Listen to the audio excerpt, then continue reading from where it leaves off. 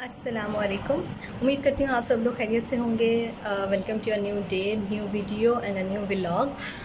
अगर अभी तक आप लोगों ने चैनल सब्सक्राइब नहीं किया तो सबसे पहले सब्सक्राइब कर दें, लिंक्डइन पे फॉलो कर दें एंड इंस्टाग्राम पे फॉलो मस्ट है।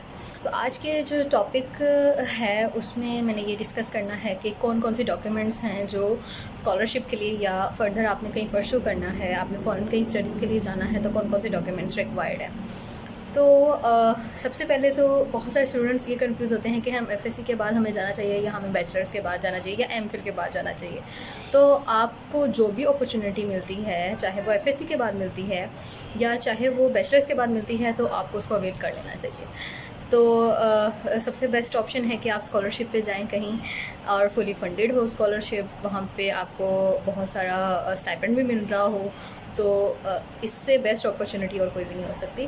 तो मेन टॉपिक ये है कि कौन कौन से डॉक्यूमेंट्स रिक्वायर्ड हैं। तो सबसे पहले तो स्टार्ट करते हैं आपके पासपोर्ट से। आपका पासपोर्ट बना होना चाहिए।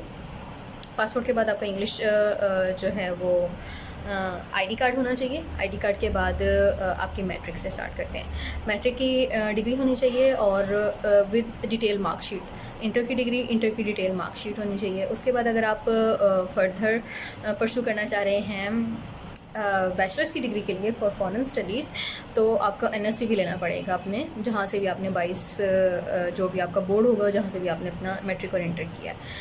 और दूसरा ये कि अगर आप मास्टर्स के लिए जा रहे हैं तो फिर आपके पास बैचलर्स की डिग्री भी होनी चाहिए, बैचलर्स की ट्रांसक्रिप्ट भी होनी चाहिए और इंग्लिश प्रोफिशिएंसी सर्टिफिकेट भी होना चाहिए।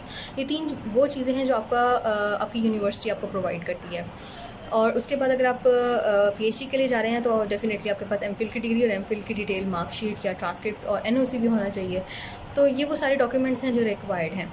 अब बात क्या आ जाती है कि इनकी वेरिफिकेशन कहाँ कहाँ से होनी चाहिए। जो मैट्रिक और इंटर की डिग्रीज़ हैं, सर्टिफिकेट्स हैं, वो आपके जो भी आपका बोर्ड होगा वहाँ से वो वेरीफाइड होती हैं। आपने वहाँ पे जाना है अपने डॉक्यूमेंट्स लेके और वहाँ पे जाके आप उनको बोलेंगे, वो आपका प्रोसेस पूरा करके देंगे, आपको बताएंगे कि किस तरह अप्लाई करना है और क्या क्या चीज़ें रिक्वायर्ड हैं। तो ये जो मैट्रिक और इंटर की जो वेरीफिकेशन है वो आपके 22 से ही होती है।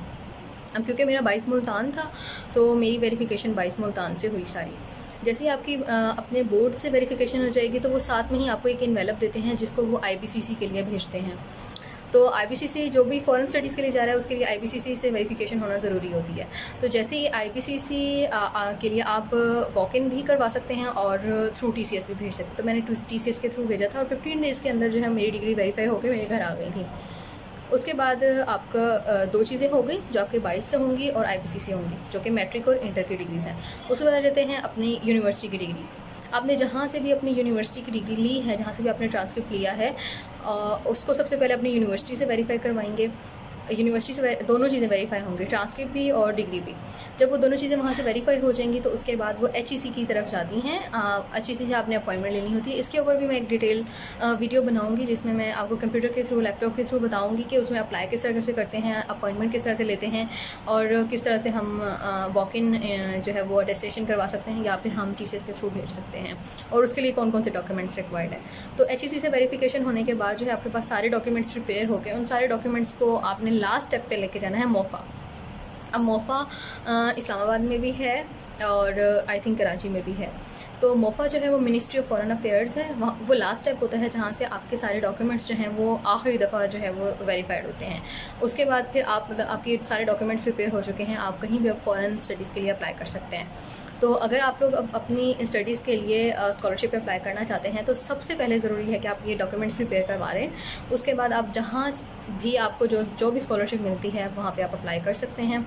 अगर वीडियो पसंद आई हो तो मस्ट लाइक सब्सक्राइब कर दें, इंस्टाग्राम पे फॉलो कर दें, लिंक्डइन पे फॉलो कर